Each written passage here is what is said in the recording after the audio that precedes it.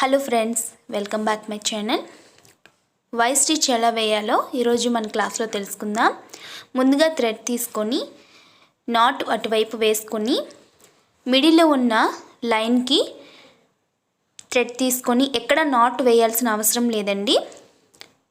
దీనికి నాట్ వేయాల్సిన అవసరం లేదు. మళ్ళీ మిడిల్లో అంటే ఫెర్దర్ స్టిచ్ వేసేటప్పుడు ఎలాగైతే మనం థ్రెడ్ని లాగుతామో అలానే లాగి మిడిల్లో నాట్ వేసి తర్వాత ఫస్ట్ లైన్కి థ్రెడ్ తీసుకొని అక్కడ నాట్ వేయాల్సిన అవసరం లేదు. అలాగే థర్డ్ ఉంది కదా, థర్డ్ లైన్. సో ఆ మిడిల్లో థ్రెడ్ లాగి మధ్యలో నాట్ వేసుకోవాలి. చూడండి, నేను వేస్తున్నాను కదా, ఎక్కడ నాట్ వేయట్లేదు. డైరెక్ట్గా మనం థ్రెడ్ తీసుకొని కిందకి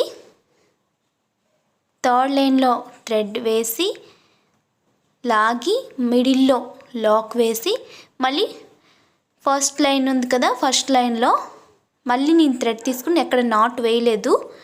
డైరెక్ట్గా మళ్ళీ మిడిల్లోకి థ్రెడ్ తీసుకొని మళ్ళీ కిందకి మళ్ళీ థ్రెడ్ తీసుకొని అక్కడ కూడా నాట్ వేయకుండా లాగి మిడిల్లో నాట్ వేసాను.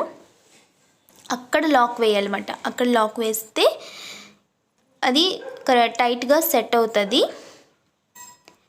ఇప్పుడు మిడిల్లో థ్రెడ్ తీసుకొని అలాగే మళ్ళీ మిడిల్కు లాక్ వేసి అండ్ అగైన్ పైన లైన్లో మళ్ళీ థ్రెడ్ తీసుకొని కంటిన్యూ స్టిచ్ అండి. ఇదేని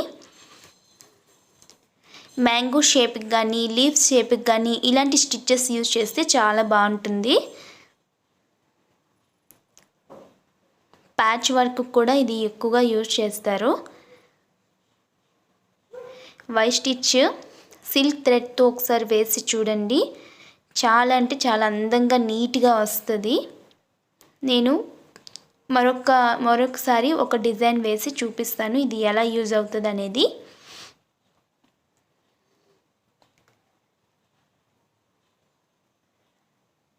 అండ్ మిడిల్లో లాక్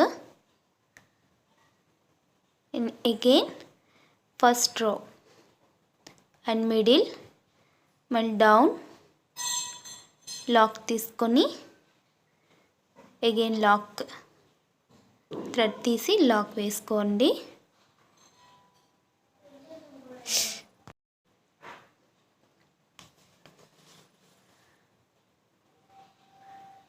అండ్ అగైన్ అక్కడ నేను లాక్ వేసేస్తున్నాను.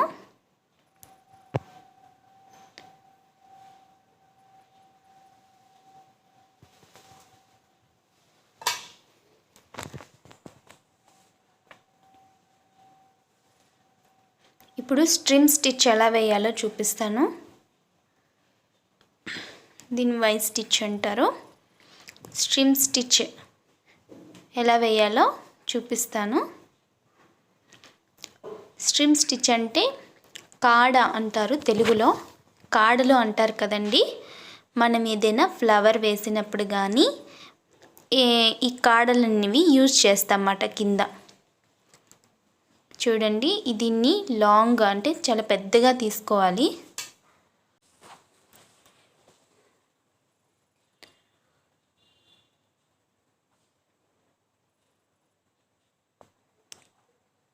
చైన్ స్టిచ్ ఎలా వేస్తామో అలానే వేసి అక్కడ లాక్ వేయకుండా చూడండి తిప్పాలి. తిప్పి సైడ్న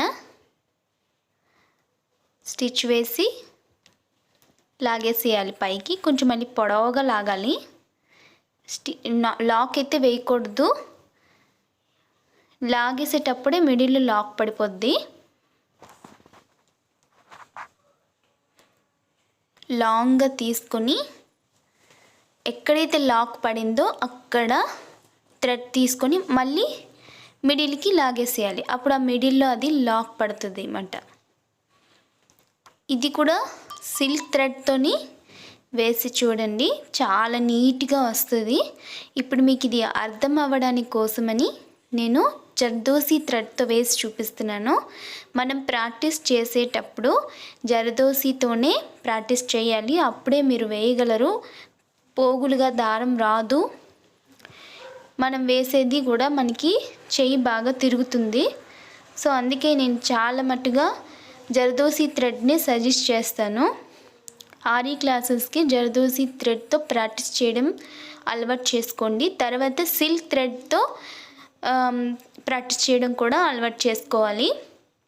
మనకి బాగా వచ్చేస్తే ఏ థ్రెడ్తోనైనా వేసేయగలము. అదండి ఇవాల్టి మన వీడియో. నా వీడియో కనుక మీకు నచ్చినట్లయితే please subscribe my channel, like చేయండి, షేర్ చేయండి. ఈ వీడియో ఎలా ఉంది అనేది ఒక కామెంట్ ఇవ్వండి. అలాగే మీరు సబ్స్క్రైబ్ చేసేటప్పుడు పక్కన ఉన్న బెల్ ఐకాన్ క్లిక్ చేస్తే నా వీడియో అనేది మీకు షో చేస్తుంది అన్నమాట. Thank you for watching.